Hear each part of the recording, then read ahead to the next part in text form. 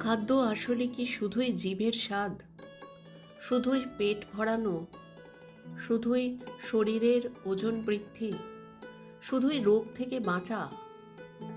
খাদ্য হলো সেই শক্তি বা এনার্জি যা গাছপালা, জীব, সূর্যালোক, বাতাস, জল থেকে তৈরি করে পাতা, ডালপালা, ফুল, ফল। আমরা মানুষ সেই গাছপালা, জীবজন্তুর সংগৃহীত শক্তি বা এনার্জিকে গ্রহণ করি খাদ্য হিসাবে। তাহলে শক্তি বা energy transmitted from one source to another source. তার ফলে আমরা কাজ করতে সক্ষম হই। এই খাবারটা তৈরি করতে প্রকৃতি কতদিন সময় নিয়েছে? একটা ফুল ফল তৈরি করতে গাছকে কত পরিশ্রম করতে হয়?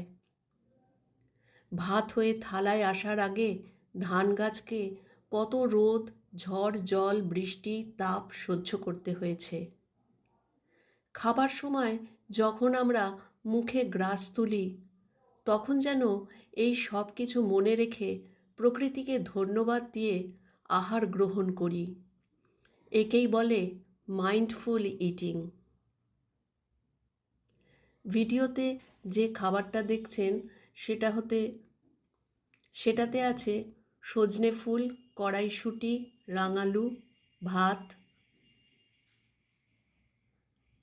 আমি বিশ্বাস করি minimalistic way of life, minimalistic food and eating mindfully.